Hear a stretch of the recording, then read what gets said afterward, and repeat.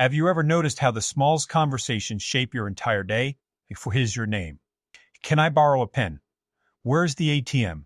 They seem simple, almost invisible, but these tiny exchanges are actually the glue that holds our daily lives together. Today, we are diving into the little conversations that quietly navigate everything. Hey Daniel, so I was just thinking, you know how sometimes you have those really basic conversations that are just essential, but we never really stop to think about them? Oh, absolutely, Clara. Like the foundational stuff, right? The what's your name and where do you live kind of basic, but super important interactions. Exactly! It's like the bedrock of all communication. Like, if I were to ask you right now just for fun, what's your name? My name is Daniel Brown. Still the same since last we spoke, thankfully. It'd be wild if it changed daily, wouldn't it?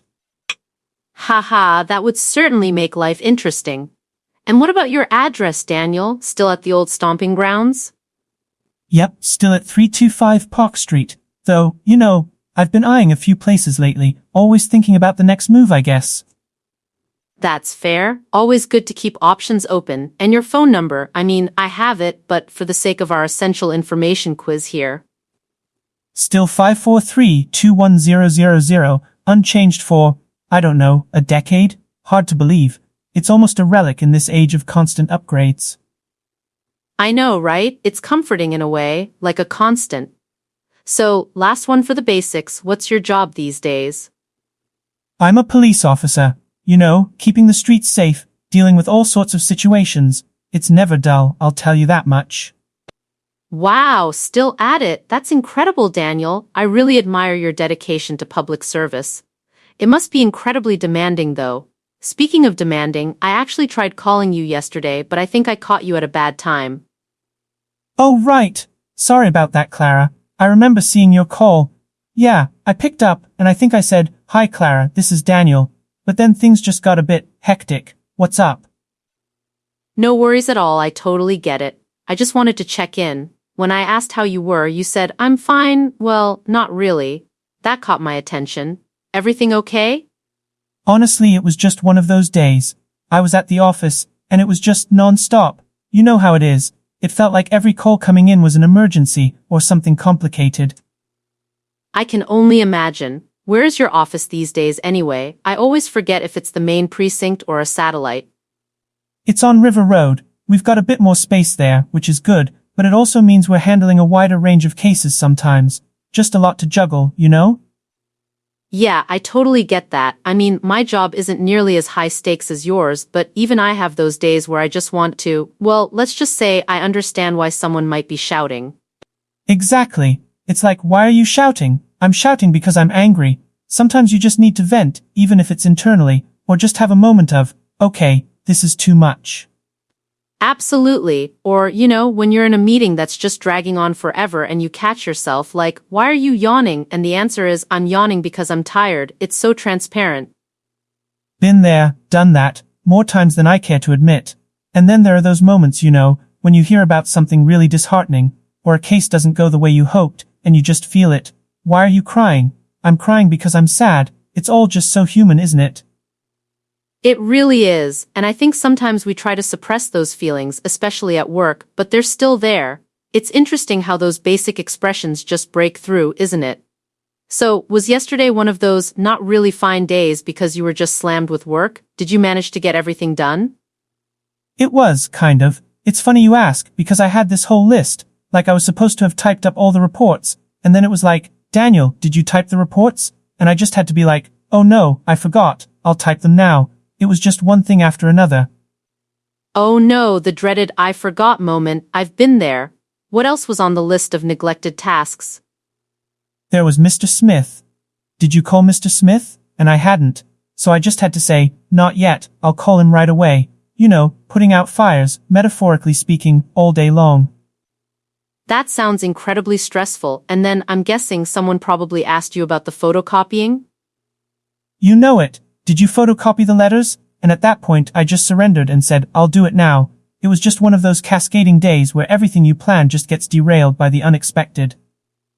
I can totally relate. My desk sometimes looks like a battlefield after one of those days. So, switching gears a little, I actually wanted to ask you something completely different.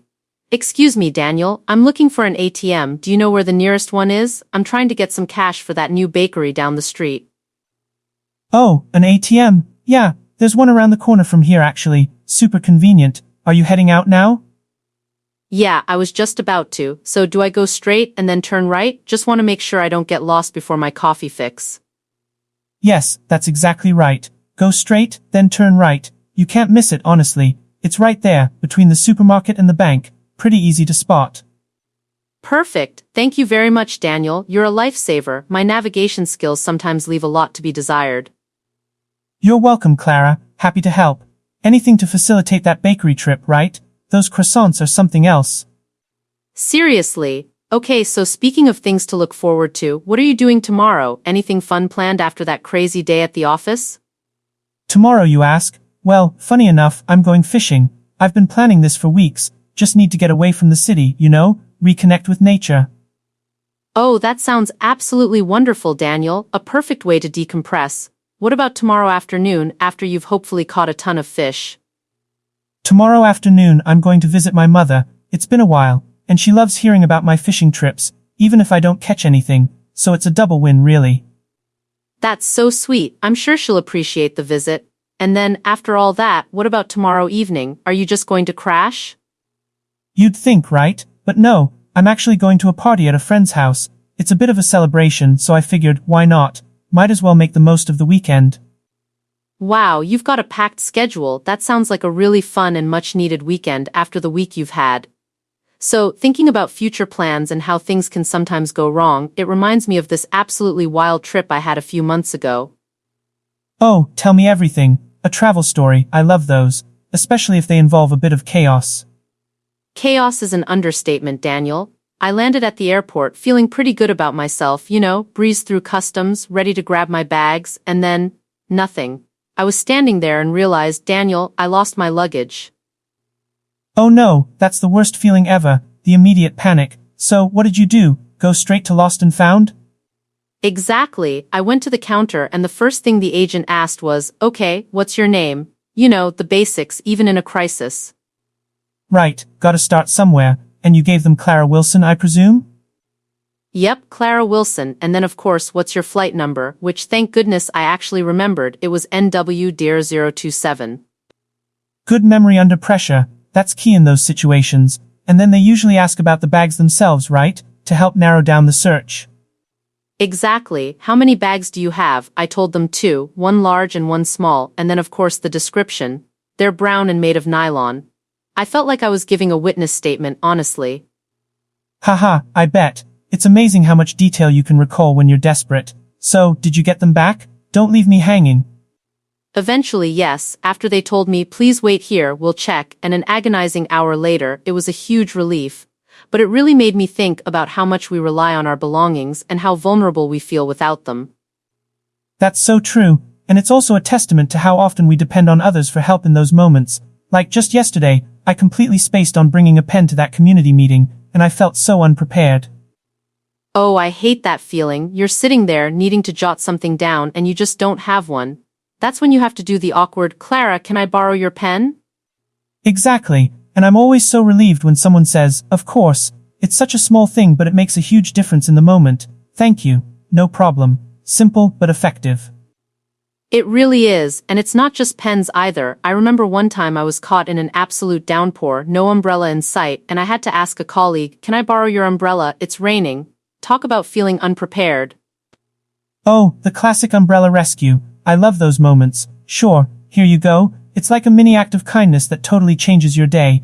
It reminds you that we're all just trying to get through the day, and a little help goes a long way. It absolutely does, and it ties back to what we were saying about those basic conversations, doesn't it?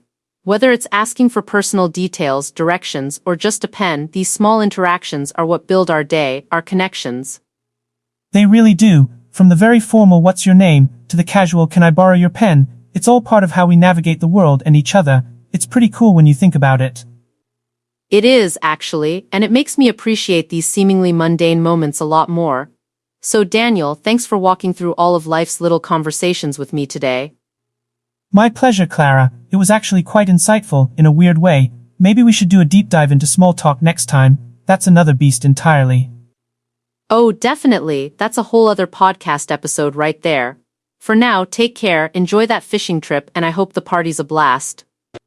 Thanks, Clara, you too, and let me know how those bakery croissants are.